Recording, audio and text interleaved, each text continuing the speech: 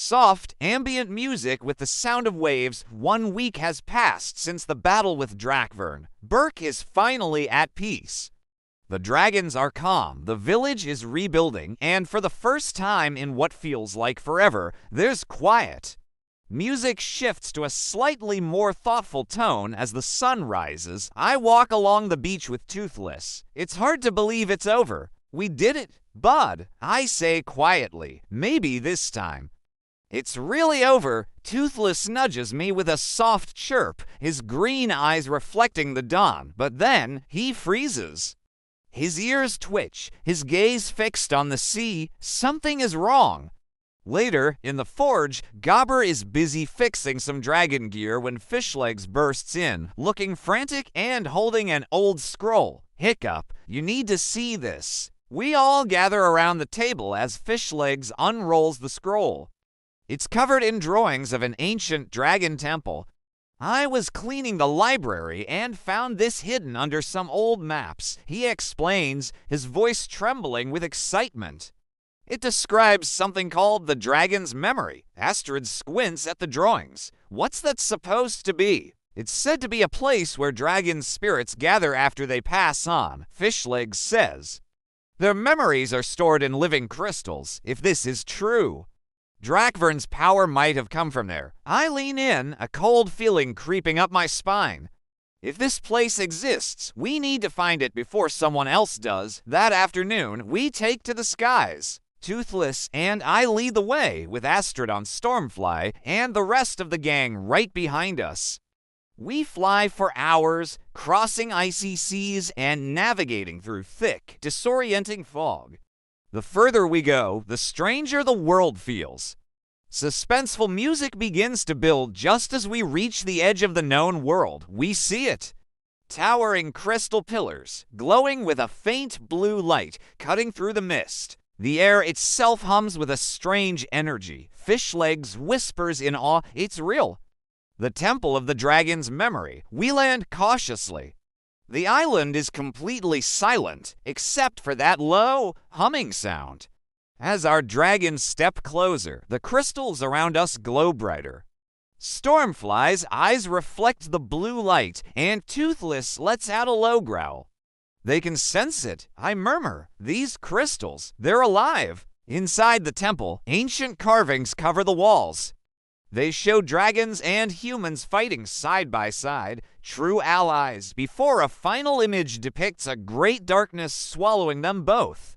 I trace the lines with my fingers. This must be where it all began. Where humans and dragons were one. Suddenly, a shadow moves in the corner of my eye. Astrid raises her axe instantly. We're not alone. From the darkness, a woman in dark armor emerges, her hair as white as snow. You shouldn't have come here, she says, her voice cold and sharp. This place is not for the living. I take a careful step forward. Who are you? She gives a faint, bitter smile.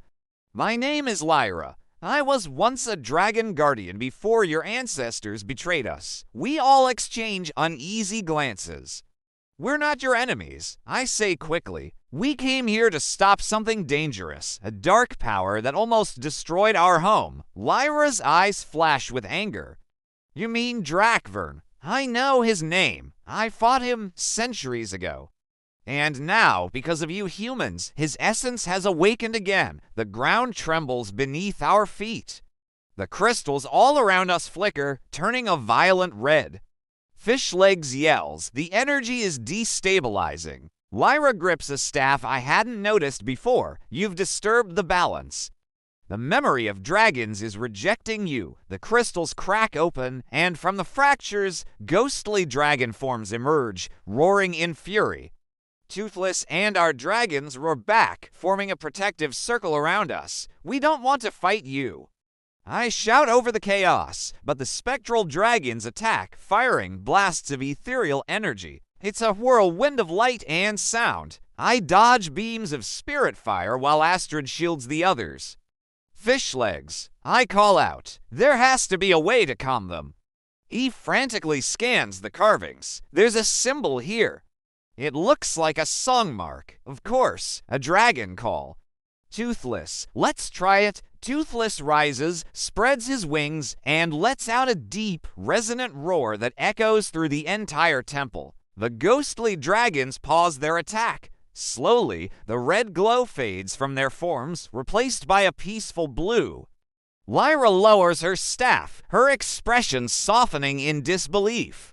"You've bonded with the Night Fury," she says, "the last of his kind.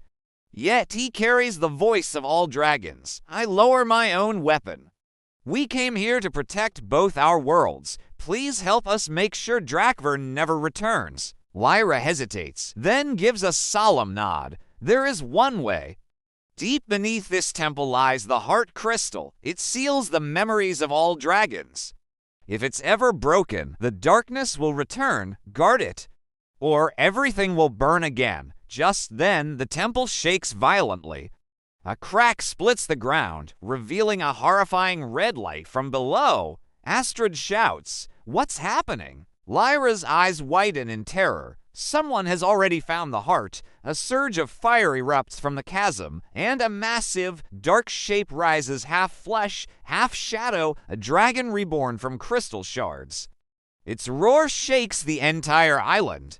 I can only whisper its name. No, it's him. Drakvern's soul. Go. Lyra yells, turning to face the monster. "I'll hold him off. Save your world. You can't fight him alone." I protest. She gives a sad smile. "It's what I was born to do. We have no choice."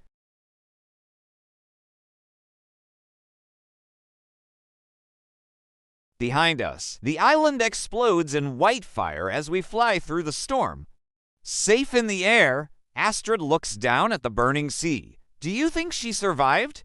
My voice is quiet. I don't know, but we owe her everything. As we fly into the sunset, Toothless glances back one last time. For just a moment, I see it in the clouds, a faint silhouette of Lyra, standing proudly beside a dragon made of pure light. Music fades to a somber, mysterious tone. The war between light and shadow is not over. For every dragon that remembers, another will rise, to be continued.